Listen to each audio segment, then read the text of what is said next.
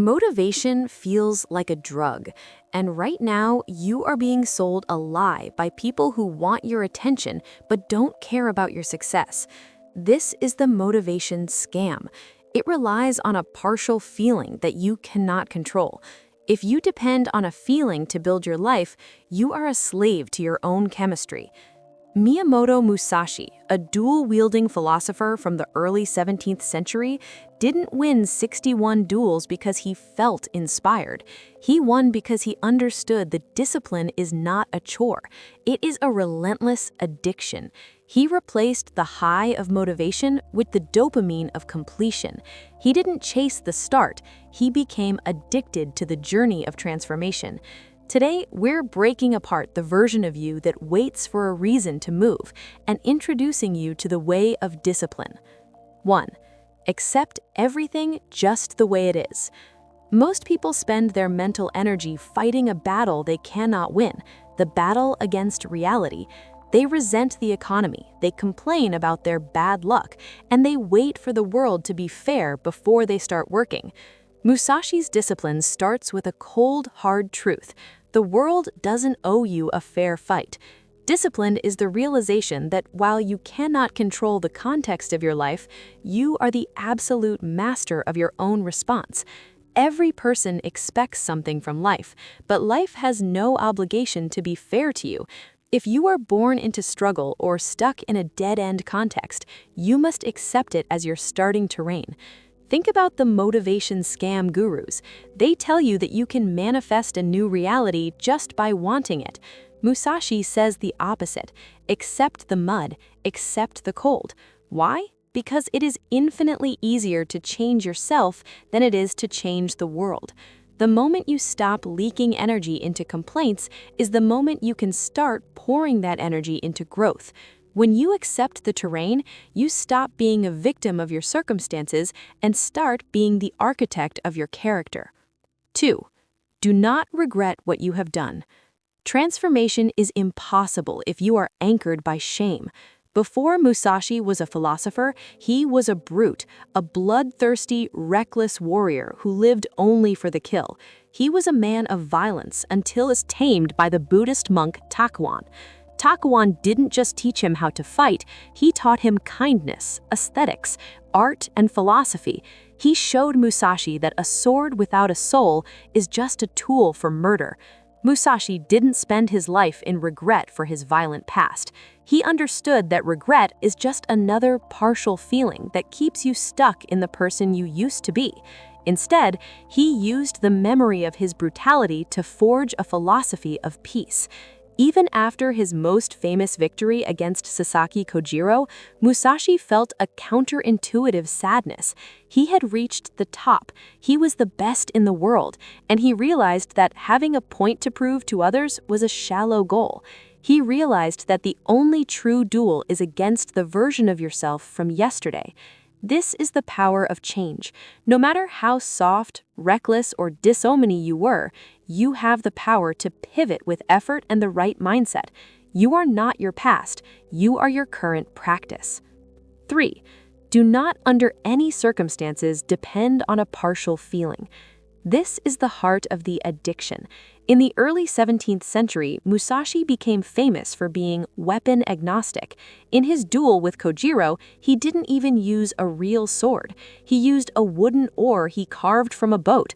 He used wood, steel, or his bare hands. He adapted to the moment. Most people today are tool-dependent. They think they need the perfect gym, the perfect software, or the perfect mood to start. Musashi calls this a partial feeling. It is an impulsive reaction to your environment. If you only work when you feel good, you aren't disciplined, you're just lucky. To get addicted to discipline, you must stop seeking pleasure for its own sake and start seeking the dopamine of completion. Your brain is currently wired to get dopamine from the start, the excitement of a new project. You need to rewire it to get dopamine from the close. When you finish a hard task, regardless of the tools or the vibe, you are training your brain to crave the result over the comfort. Whether you have a steel sword or a wooden stick, the way remains the same. Finish the cut, the rep, the page, the task, regardless of your mood. If you recognize yourself in this partial feeling trap, take 1 second and like the video. Signal to yourself that this advice is worth practicing. 4. Never stray from the way. Musashi was born into a respected, high-status family. He could have lived a life of luxury and comfort. Instead, he chose to be a ronin, a wandering warrior. He lived in caves and forests, avoiding the perks of a good life because he knew they were traps. In our modern, overstimulating world, we are showered with possibilities. We have decision paralysis, like a man at a buffet who puts so much on his plate that everything tastes like an indistinguishable mess. We jump from one skill to the next, never reaching the level of deep understanding. Musashi stayed focused. He avoided doing things just because they felt good. He knew that status, fine food, and luxury possessions were just noise. High status makes you soft. It makes you dependent on the perks. To stay on the way, you must prioritize what is useful over what is comfortable. Discipline is the act of choosing your mission over your cravings. When you are invited to stay in the palace of comfort, stay only briefly, then get back to work. 5. Once you understand the way broadly, you can see it in all things. This is where the addiction becomes permanent. Most people try to be disciplined in boxes. They think their gym life is different from their work life, which is different from their relationships. Musashi's core realization was that there is only one way. If you are lazy with your diet, you are training your brain to be lazy with your business. If you are dishonest in small things, you are training your brain to be dishonest in big things. But the reverse is also true. If you master the discipline of reading for just 15 minutes every single day, you haven't just learned a book, you have learned the way of consistency. You can then take that same muscle and apply it to a 15-year career. You start to see the way in every interaction, every challenge, and every breath. Getting addicted happens when you stop seeing discipline as a series of chores and start seeing it as a universal lens. You start to crave the clarity that comes from self-trust. You realize that the struggle isn't the price of discipline. The struggle is the discipline. The gurus want you to stay hungry but never full, so you keep buying their hype. Musashi offers you something different: peaceful ambition. It is the acceptance that the war against mediocrity never ends. You don't reach a point where it becomes easy. You become a person who does hard things automatically. You stop chasing the high of motivation and start living in the practice. Pick one thing today, small, boring, unglamorous, and finish it.